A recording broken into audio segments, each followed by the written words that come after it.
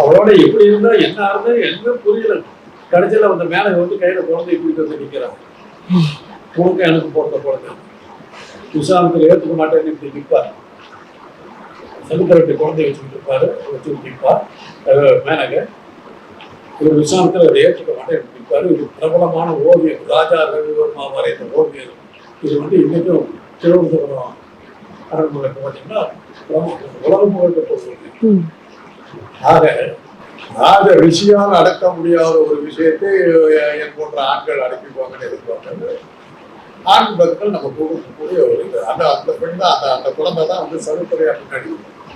ஆனா இந்த பொள்ளாச்சி சம்பவத்தை பொறுத்த வரைக்கும் பெண்களையும் வந்து குற்றம் சொல்றாங்களே சார். அதாவது ஒரு முற்போக்கா யோசிக்காம, இல்லைன்னா இப்ப நீங்க சொல்ற மாதிரியான விஷயங்கள்லாம் யோசிக்காம இந்த பெண்கள் ஏன் அங்க போயிருக்கணும் அப்படின்ற கேள்விகள் எல்லாம் எழுப்புறாங்களே, அது கண்டிப்பா கோர்ட்லயுமே எழுப்பியிருப்பாங்க.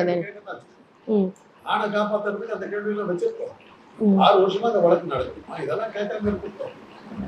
ஆனா இந்த கேள்வி நியாயமானதா சார்? ஏன்னா அந்த வீடியோலயே நம்ம வந்து பாக்குறோம், நான் உன்னை ஃப்ரெண்டுன்னு நம்பி தானே வந்தேன் அப்படின்ற மாதிரியான விஷயங்கள் எல்லாம் நம்ம அந்த வீடியோக்கள்ல பார்க்க முடியுது. அப்போ அது எப்படி? அதை ஏற்றுக்கலாம்.